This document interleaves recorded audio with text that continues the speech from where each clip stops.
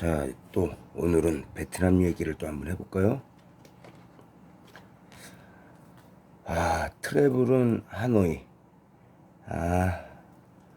아마 이 책에는 관광지 하나를 소개시켜 주는데 하노이를 소개시키나 봐요. 4월달 아마 아저씨가 2009년 6월호까지 쓰고 그다음부터 잡지책 쓰는 거를 관뒀을 겁니다. 그러면 18권을 아마 썼을 거예요.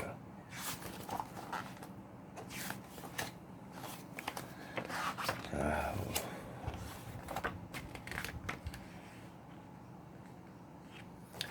이게 아저씨가 만든 베트남 사업 10계명이라고 10계명을 적어놨는데, 베트남에서는 공짜를 바라지 마라. 그들에게 선의를 베풀 때 답을 기다리지 말라. 그들에게 하나를 가르쳐 열을 이해시키려 하지 말라. 그들의 시험에 빠지지 말라. 그들의 단순함과 거짓에 화내지 말라. 그들에게 내 편을 기대하지 말라. 그들의 인격을 존중하라. 내 눈으로 보고 확인하지 않는 것은 안 본 것과 같다는 것을 명심하라. 자신감과 자만심을 혼동하지 마라. 시간을 아끼지 마라. 이렇게 10가지를 해가지고 왜 그런 제목을 붙였는지에 대해서 이렇게 쭉 써내려갔어요. 사업을 하면서 실패를 보는 사람들이 너무 많았거든요. 자, 이제 뉴스를 보면 오토바이 절도범 상당히 많습니다. 오토바이 절도범. 관광하러 가서 이제 배낭여행을 가는 사람이 호텔에서 묵으면서 호텔에서 오토바이를 임대를 할 수 있는데, 오토바이를 잠시 세우는 사이에 훔쳐갑니다. 아주 눈 깜짝할 사이에. 그러면 오토바이 값 200만 원에서 300만 원을 물어줘야 되죠. 그런 일을 당한 한국인들이나 관광객들이 상당히 많습니다. 그래서 항상 조심해야 됩니다. 절도범들을. 하노이 강이 깨끗해진다는, 이거는 우리나라 사람을 초빙을 했어요. 베트남 하노이에서. 한국의 강물은 왜 이렇게 깨끗하냐, 우리나라 강물도 깨끗하게 해줄 수 있냐 해가지고 한국 팀들이 들어가서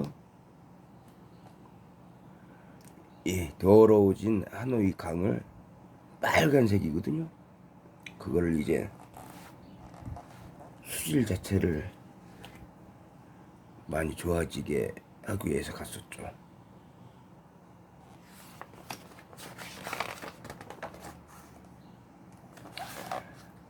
이건 좀 하이반 터널에서 폭발한 트럭 이렇게 되어 있는데, 하이반이라는 도시가 있어요. 근데 이 하이반이라는 도시에 터널 안에 들어가서 폭발물을 싣고 가던 트럭이 터졌죠. 그런 사건이 있었습니다. 베트남에는 도로 공사를 지금 하고 있거든요. 고속도로죠. 첫 번째 고속도로입니다. 베트남에서는 부분은 지금 완성이 돼서 아주 잘 사용을 하고 있고, 근데 그게 전부 다 이제 하노이에서 베트남 남쪽 호지민까지 전부 다 이어지면 끝나는 겁니다. 아직 공사 중입니다.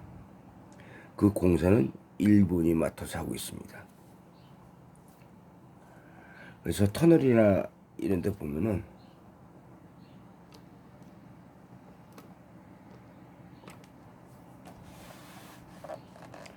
터널 입구에는 전부 다 일장기가 그려져 있습니다. 일장기, 그리고 베트남 국기. 요거 다낭이라는 데서 수류탄이 폭발해서 한 소녀가 한쪽 팔을 잃고 많이 다쳤다는 뉴스인데, 이 다낭 근처에는 옛날 베트남의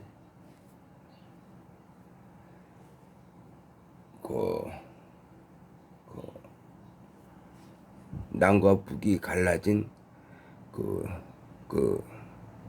한계선이 있습니다.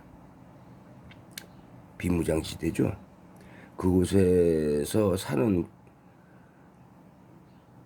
국민들이 있는데 꼬마들이 총알이나 폭탄 같은 거를 꺼내서 팔기 위해서 고물로 팔기 위해서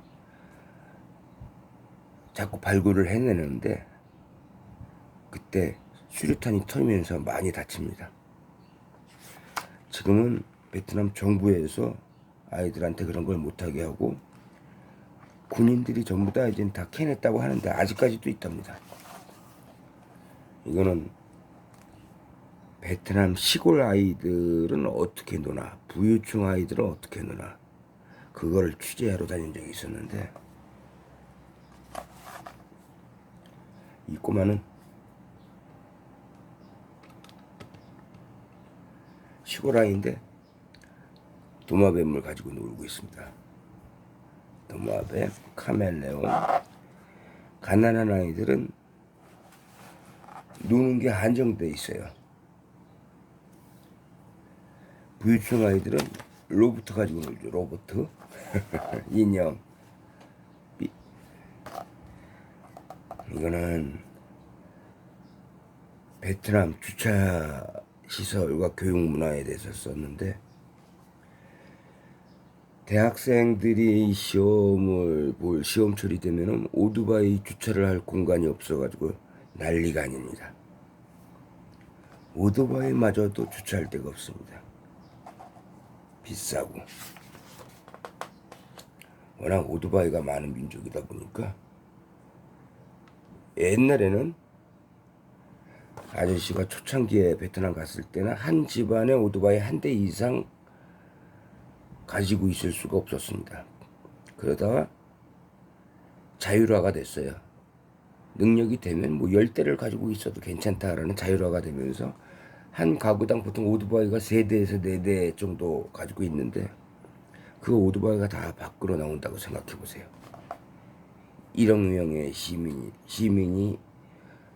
국민이 1억 명 정도 되는데 아마 소수민족까지 다 치면은 1억 명이 훨씬 넘을 겁니다. 베트남 인구가. 그 사람들이 다 오토바이를 타고 다니거든요. 지금은 차도 많이 늘어났지만.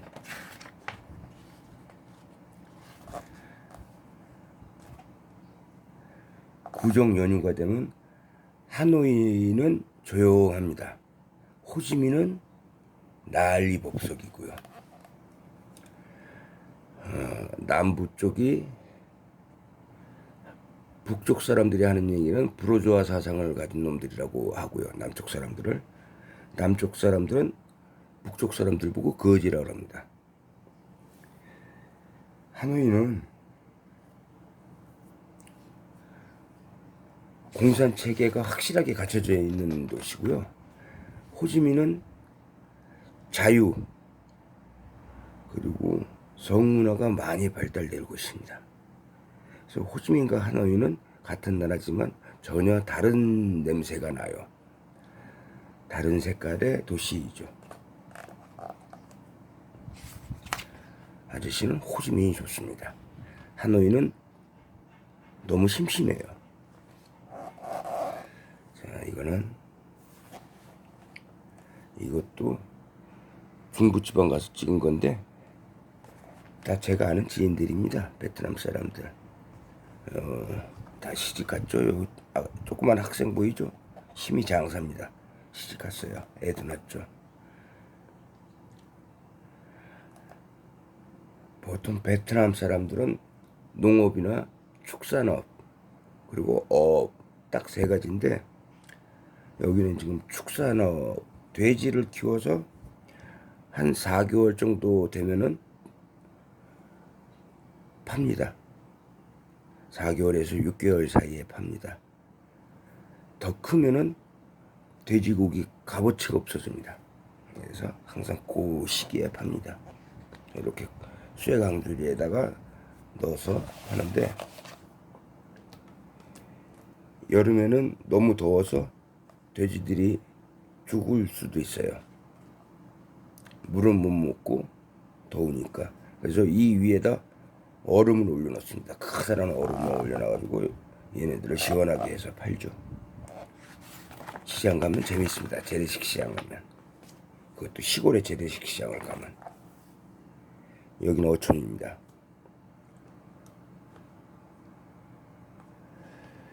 베트남은 옛날부터 생물은 별로 팔지 않았었어요.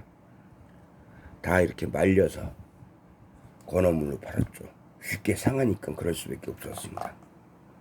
지금은 아저씨가 이 책을 쓸 때만 해도 고등어 한 마리가 왕이나 귀족들이 먹을 수 있는 생선이었었고요. 지금은 많이 흔해졌습니다. 냉장고, 냉동고라는 게 베트남에 이제 들어가기 시작하면서 물론 한국에서 많이 들어갔습니다. 냉동기기를 만들고 그래서 보관을 할 수 있고 10년 전만 해도 그런 게 좀 드물었어요. 그래서 전부 다 건어물. 어촌 사진을 많이 올렸네요. 아마 한국과 비슷하다고 생각해서 그렇게 많이 올렸을 겁니다. 이게 새벽에 나가서 찍은 사진인데 베트남은 새벽에 나가야지 사진 찍을 게 많아요. 낮에는 다 자요. 12시부터 2시까지는 자는 사람들이 많습니다. 더울 때는 오토바이 타고 안 다녀요.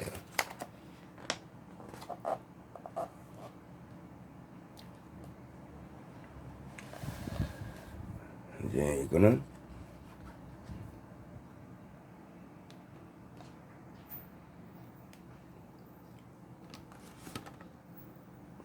오토바이를 버스 위로 올리는 장면입니다.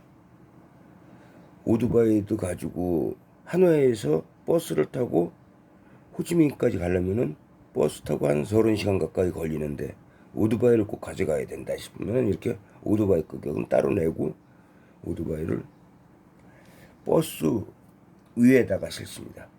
버스 위에다 싣고 그 가격을 사람의 한 반 가격을 냅니다.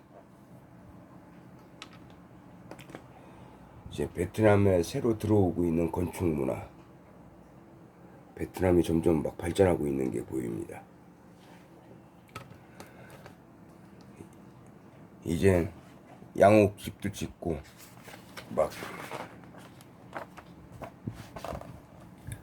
잘 살죠. 이거는 뭐 같아요? 항상 베트남에는 과일이 많은데 열대 과일이 많죠. 제철이 되면은 가격이 상당히 쌉니다. 특히 시골에서는 여러분들이 베트남을 다녀오신 분이 있겠지만 도시에서 사 먹는 바나나 값의 10분의 1밖에 안 해요. 시골에서는. 이 바나나 철이었는데 찍었나 봐요. 끝도 없이 바나나를 가득 싣는 오토바이들이 떼지어서 지나가고 있는 거를 아저씨가 신기해서 찍었어요. 제목도 바나나 행렬이네요. 시골에 가면은 신기한 것들이 많아서 사진을 찍는데 도시에서는 맨 찍어봐야 그게 그거예요. 이거는 하노이에서 찍은 사진입니다. 유적 발굴하는 사람들이 이렇게 기와 할 것 없이 다 복원을 하기 위해서 그대로 이 유적들을 발굴하고 보관하고 하는 데를 잠시 아저씨가 찾아갔었습니다. 허락받고 기자증 보여주고 그리고 들어가서 찍었죠. 자, 내가 베트남 가서 너무 반가웠던 음식인데 이게 뭐 같아요? 베트남 말로는 뿌까이라고 하는데 이거는 배추를 소금물에다 담가서 절입니다. 그냥 소금만 푹 절여진 거를 꺼내서 깨끗이 닦은 다음에 돼지고기를 넣고 볶은 겁니다. 김치볶음이죠. 똑같아요. 맛이 김치볶음이랑 고춧가루 안 들어간 김치볶음 맛있습니다.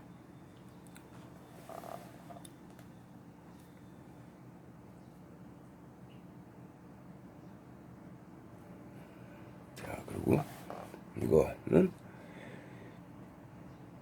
돼지 내장육입니다. 아저씨는 못 먹습니다. 그리고 이거는 로우까룩.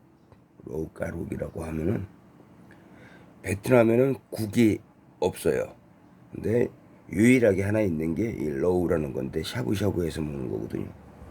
이 안에는 생선도 들어갑니다.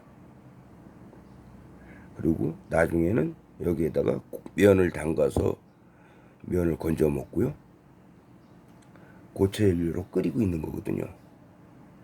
생선이나 소고기를 넣어서 육수를 만들고 거기에서 바로 이제 먹는 겁니다. 러우라고 베트남 국이죠. 손님들 많이 오면 주로 저런 러우 같은 걸 합니다. 돈이 그래야 들 들어가거든요. 요거는 베트남은 가지를 구워 먹습니다. 이렇게 숯불에다가. 안 먹어봤어요. 아저씨는 그냥 먹기 싫어서. 그리고 요거는 미사오라고 베트남에서 호텔을 가든 어딜 가든 자주 볼 수 있는 건데, 이거는 라면 볶음입니다. 라면 볶음 위에다가 달걀을 이렇게 한 장 올려놨네요.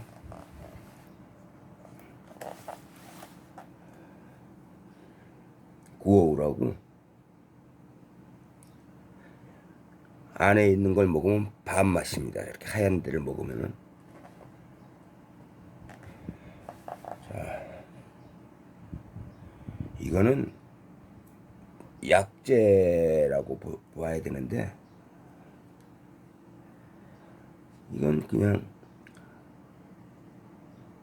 위를 보호하는 그런 뿌리 종류입니다. 생강처럼 그냥 먹어도 됩니다. 영화, 여기서 우리나라 영화 무의를 소개했네요. 그때 당시 나온 겁니다.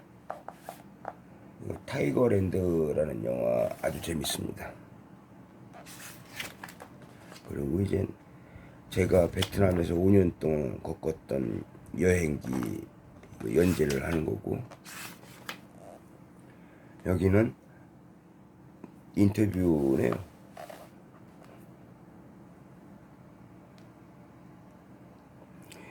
이 친구가 이 동네에서는 꽤 유명하더라고요. 빠넛을 만드는 여인. 예? 빠넛이라는 요리가 있는데, 아마 이 친구를 제가 인터뷰한 것 같아요. 아주머니이십니다. 어린 아주머니. 여기 보면 베트남 갔다 오신 분들은 한 번씩 먹어보셨을 거예요.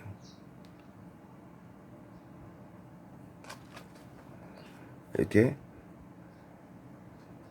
쌀가루로 죽을 만들어서 이렇게 면 위에다가 얇게 그 쌀물을 부어서 뚜껑을 이렇게 덮어놓으면은 익어요. 스팀으로 해서 익는 거죠. 연료에서. 그럼 그거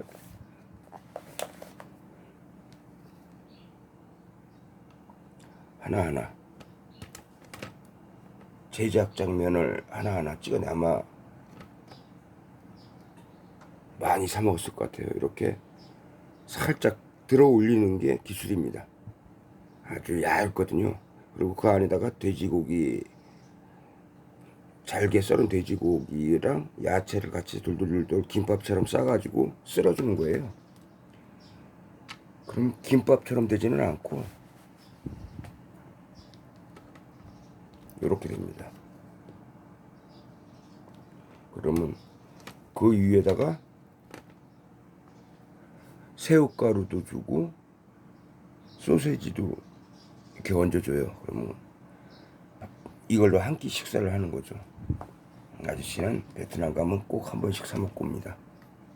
제법 맛있거든요. 빤읒이라고 합니다. 하노이에 대해서 이제 관광지로 설명을 하는 겁니다. 베트남 사회주의 공화국의 문화 중심, 정치, 경제 및 무역 센터의 수도.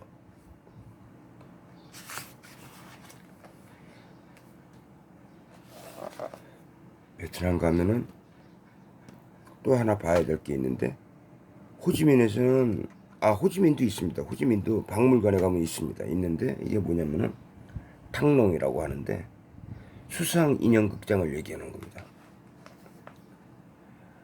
딱 2번 공연하기 때문에 시간을 잘 맞춰서 가야 해요. 그리고 뭐 이거 호지민은 걸어서 호지민이라는 데를 관광지를 다 돌아볼 수 있고요. 하루면 다 봅니다. 하노이는 서로 거리가 많이 떨어져 있기 때문에 다 택시 타고 이동을 해야 됩니다.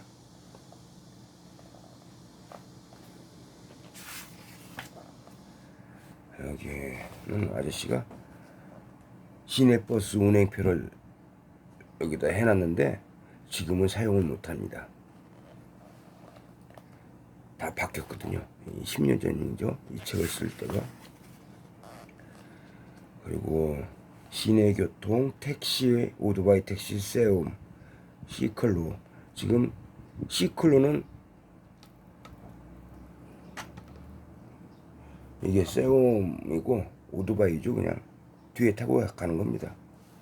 그리고 이 시클로인데, 시클로는 지금은 자동차처럼 넘버가 다 붙어 있어가지고 세금을 내는 사람만 시클로를 운전할 수 있습니다. 허가를 받아야 된다는 얘기죠. 그래서 지금은 관광지에 조금 있는데 바가지가 좀 심하고요. 점점 없어져 가고 있습니다. 세움은 거의 없어졌다고 보면 됩니다. 바가지들을 많이 씌우니까 조심하셔야 됩니다. 그리고 하노이에서 유명한 데가 옥산사라는 데인데, 뭐 전설이 있는데, 전설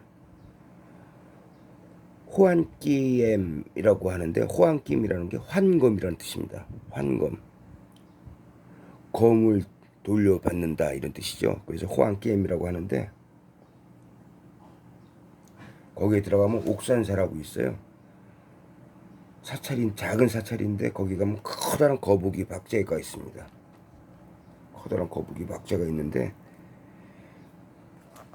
왕이 베트남을 통일시키고 여기에서 배를 타고 있는데 배가 움직이질 않아서 보니 여기 있는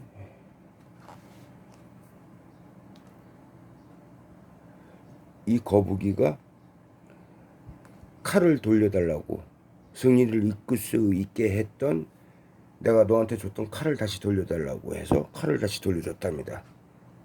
이게 그 거북이랍니다. 전설입니다. 믿거나 말거나. 그런 전설이 있다고 하는 데입니다. 이 호안게임이라는 데가 유명한 호수입니다. 이건.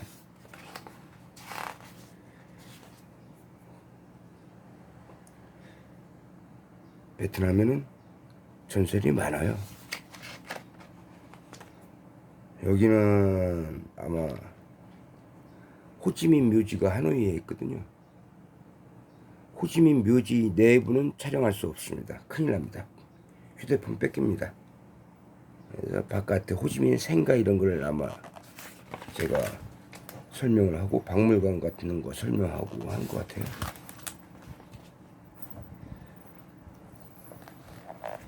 베트남 민속박물관.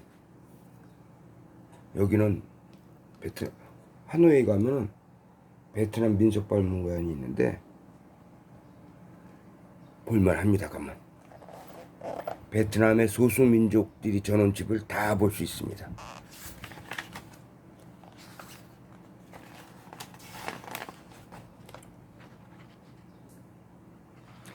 유니세프 광고를 실었네요. 제가 클로버와 여행사라는 회사 광고도 실었는데, 이 아저씨가 운영하는 회사였으니까 책도 쓰고 여행사도 했었죠. 아저씨가. 다른 광고는 돈을 받고 하지만은 올리지만은 뭐 제 회사니까 공짜로.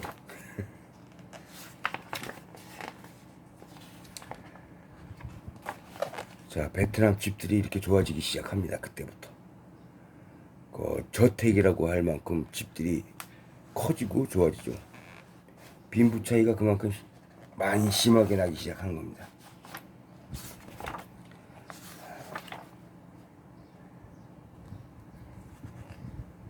제목이 웃기네. 경기 침체로 인한 슬픈 결혼식이라고 제가 제목을 썼네요. 아저씨가 왜 그랬을까?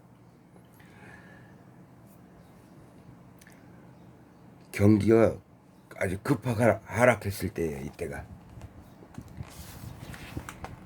그래서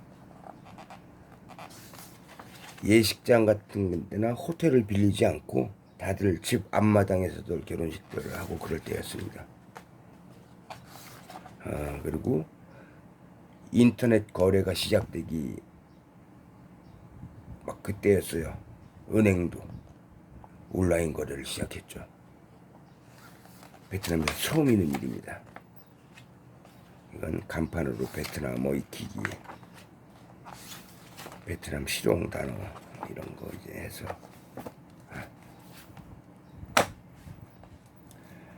여기까지입니다. 그리고 이거는 아저씨가 뭐 하다가 보니까 나와가지고 다 베트남 말이죠.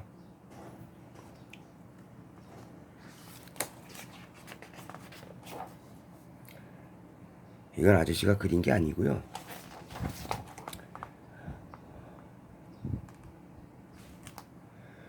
펑언 호텔이라고 써 있어요. 아마 이건 평온을 뜻하는 걸 겁니다.